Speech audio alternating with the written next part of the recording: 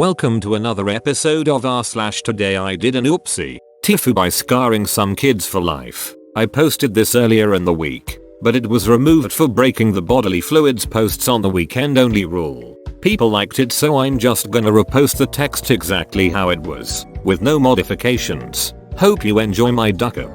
This happened about 2 years ago, but I just remembered it and I think my scars have healed. This is going to be a long read, but I promise you, if you pull through, you'll see how ducking bad this was. I had eaten some Mexican food that was maybe a day and a half old. Then an hour or so later I made my way to the gym. Oh, and this was a lot of ducking food too. I hadn't eaten that day, so that meal made up for it. I ride my bike there and it's only 2 or 3 miles away, so that usually gives me a nice warm up and a good opportunity to ride my bike. Actually, now that I think about it, this whole night in particular is full of duck ups. Not just the big one this is leading up to. Right as I get to the gym, my stomach starts telling me that something is wrong. I swear to ducking God, it started growling like it was telling me something. Like it was trying to speak words. As I'm locking up my bike, another dude comes up to lock his bike up, and my belly makes this sound like WOOORD ward brug heba heb. Actually,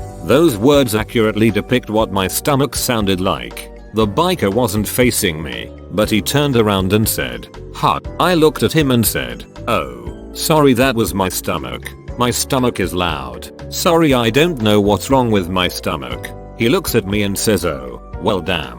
I wasn't embarrassed because honestly maybe I should care a bit more about these things, but I don't. I didn't think much else of it and hurried on inside. I get to my usual corner to start stretching for my deadlifts, and nothing else occurs for about 10 minutes. I started loading a 45 on each side because I was done with me warm up, and then I felt this little schmick of pressure pop into existence within my abdomen.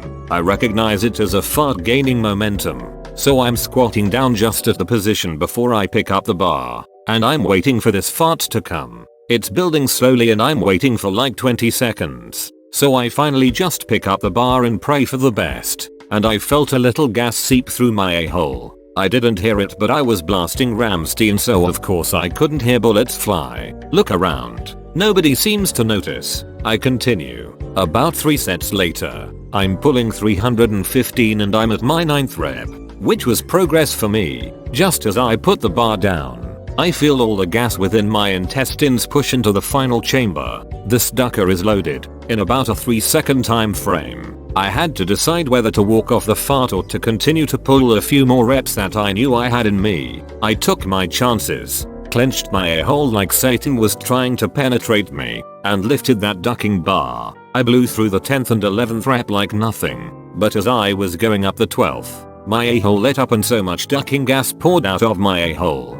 The fact that I was deadlifting meant there were tons of pressure within my abdomen, and my clenching a-hole made the fart squeak whistle. I don't exaggerate when I say it was the loudest sound in the gym and everyone heard. It lasted a solid 5 seconds too. I was at the top of the rep, but I just closed my eyes and held the bar. I could ducking feel eyes on me. You know in movies when a character walks into a bar and the music stops and everyone looks? That's what happened. The basketball players stopped playing and the dude with the speakers who always watches cut the music. The only thing on my mind actually now that I think about it, was how ducking bad my a-hole hurt. The smell wasn't pleasant either. I dropped the bar, grabbed my shit and ran to the bathroom. As I went, I heard about 2 dozen people start laughing. Horribly. I walk into the bathroom, and you can actually hear a small roar of laughter. There's the old guy who's always at the gym but never lifts in the bathroom, but he's naked and using the blow dryer to dry his balls. I wish I was kidding. It didn't make me feel any better. I splashed my face with water, looked at myself in the mirror, then got the hell out of the gym. Yes, people stared, but you see my friends, if you're still with me here, please know that this isn't the worst part of the story that has yet to come. I'm riding my bike home wondering how life in my new gym will be when my stomach starts having an episode, speaking what I could only interpret as some sort of ancient demonic Latin. I can feel the rivers of Babylon coursing through my bowels. It's happening fast too, so bad that I think I'm not going to make it home. It finally dawns on me that this shit is coming whether I'm ready or not and I need to act. I'm only halfway home. but I pass this really wooded park area that has tons of bushes and things. Fortunately, I see it, drop my bike on the sidewalk, and dead sprint about 100 feet into these woods, drop my pants, and let loose the first barrage of biohazardous waste onto the dirt like some type of ducked up yeti. That's what I was, a yeti, shitting in the woods. As I look back to where my bike is, I see a group of about 5 kids round the corner. It was a suburban area, but not many people are around, so I wasn't really worried about my bike in that moment. The kids walk over to my bike, pick it up, say some things to each other, then walk the direction they came from with my bike. I spent about $700 on my bike and I enjoy it very much, so I didn't want to part with it. It was in this moment that I made another split-second decision that I would also come to regret immensely. I could continue shitting in these woods and accept my fate, or pull my drawers up like a big boy and run and get my bike before I never see it again. I knew more shit was coming. I could feel it. It was gradually seeping through my cavernous insides, shit dripping from my ass. I pulled my shorts up and sprinted towards these bastards just before they were around the corner. Just as I exit the brush and am within sight, I yell, "Hey you damn kids, that's my bike, give it back." Right at that moment the kids turned, and right then, liquid shit diarrhea comes out of my ass and is going down my legs and being flung everywhere, and I'm moaning a bit because my stomach hurts so much and is in so much displeasure. I'm about 50 feet away and these kids ranging from 7 to 12 start screaming, running and crying as me, this demented, shit-flinging a-hole, sprints towards them screaming profanities. The kid pushing my bike falls flat on his ass in shock, and as I look at his face, I realize he is my neighbor. All those kids were my neighbors. They recognized my bike and were returning it to me. The kid starts crying. I look at the sky and say, "God ducking damn it," and hop on my bike. I looked back, and you could actually see a ducking line of green diarrhea shit across the field and street. Got home, showered, and drank quite a bit of beer. I wish I could make this shit up. Too long, didn't read, ate bad Mexican food, farted while at the gym, then had to shit in the woods on the way home, then sprinted at some kids while liquid shit poured down my legs as they walked away with my bike, only to discover the kids were my neighbors and were returning my bike. Tifu by forgetting I was wearing normal glasses and not sunglasses and staring at people. So for the last few months of summer I have worn sunglasses constantly. Anytime I leave the house I wear sunglasses. Now I also wear regular glasses, but I mainly need them when I'm using a laptop or reading books or using my phone for close-up objects. So I usually wear my sunglasses outside to wherever I'm going to, and then when I arrive and go inside I switch to my regular glasses. Well, lo and behold, yesterday, for no apparent reason, I decided to wear my glasses all day and leave my sunglasses at home. I really don't know why I did this, as the glasses actually make the sun nearly more unbearable, but my bright self decided it was a great idea. I am an absolute people watcher, not with any creepy motivations or in a bad way, but I love nothing more than relaxing and just observing everyone around me, looking at postures and outfits and how people are interacting with each other, and just generally trying to figure out the people around me. It's more fun with another person, like trying to come up with background stories for people, but I enjoy it as a solo activity too. Of course, you can see where this is going. Sunglasses give you a nice screen where you can hide behind and directly stare at people without them knowing. I was off in another world thinking about life and watching everyone around me, and the feel of my normal glasses tricked me into assuming I had sunglasses on. And I was really bored yesterday. I spent a couple hours overall on public transport, and I went on a walk in a park and treated myself to lunch in a bar/restaurant. All the while people watching. Staring at people on the walk was probably fine, and I imagine not many people noticed or paid any heed. Lunch, however, I guarantee I made people uncomfortable. And I remember some people kept looking at me, and I was trying to figure out, was something wrong with my outfit or did I spill food on myself that they kept staring back at me. But that still wouldn't have been overly bad. But the public transport,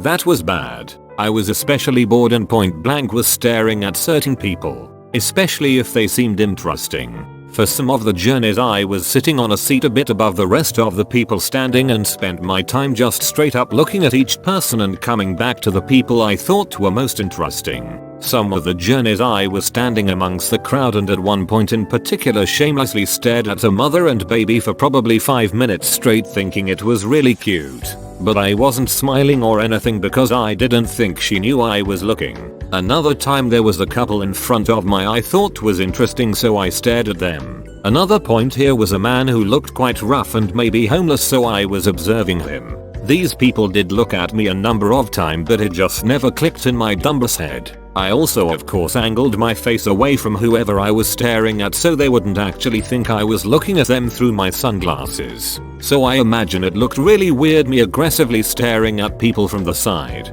Anyway, it's not half as bad as the rest of the duck-ups on here, but after I got home yesterday I was absolutely mortified after realizing what I had done all day and I have been cringing ever since. I'm a girl by the way for anyone wondering. Too long didn't read spent the day creepily staring at least 20 people making them uncomfortable out of the side of my eye thinking I had sunglasses on.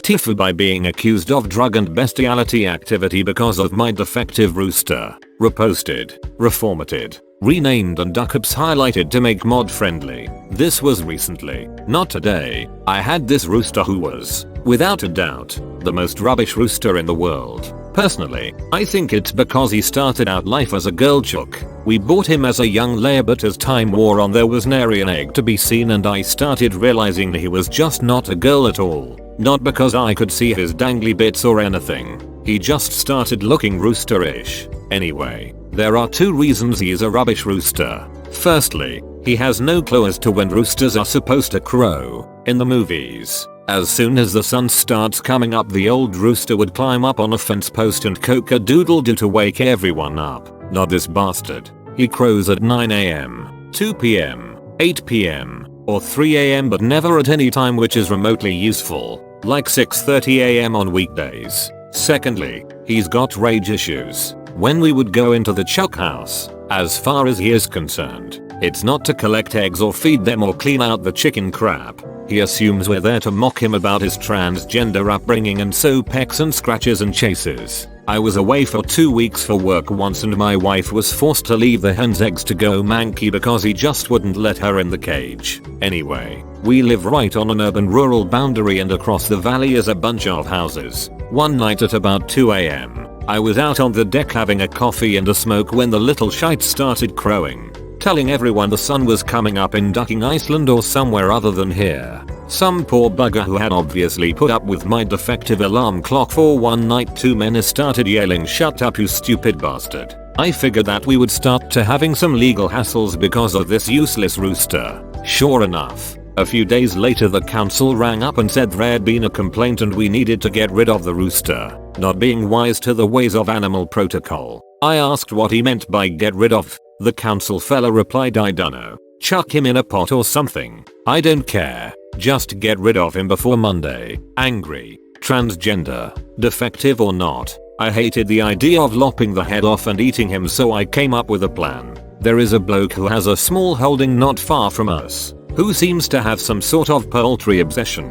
He's got chucks and turkeys and geese and ducks and guinea fowls and I reckoned he wouldn't notice if I snuck down one night and just chucked the rooster over the fence. Easy as pie, I thought, which, coincidentally, was my plan B. Now the council rang on Thursday and, despite my most cunning plan, I completely forgot about the chuck. On Friday night, it didn't even cross my mind and on Saturday, I was thinking about way more important stuff than chucks and forgot again. Finally, at 11 PM on Sunday night, I remembered. Bollocks. So I grabbed a box, snuck into the chuck house and grabbed the rooster before he could wake up enough to start a fight with me, hopped into my ute and zooted off. Because it was the middle of the night, I just had an old vest, a pair of stubby shorts and chucked my gumboots on as they were the closest thing to the door as I was leaving the house. I was bombing down the road when, bloody hell, I came around a corner and saw police booze bus and a group of cops flagging me down. A copper came up to the window and went through the normal routine. "Have you been drinking? Where do you live? Could you blow in this tube? Blah blah blah." Then he pointed at the box which was sitting on the front passenger seat and asked, "So what's in the box?" "Air. It's a chook, officer." "Oath? A chook?" "Yup." Taking him to a mate's place. He clearly didn't believe me. "Can I have a look?" he said. No worries. I indicated he should come round the other side and I opened the box up just a little so he could peek in.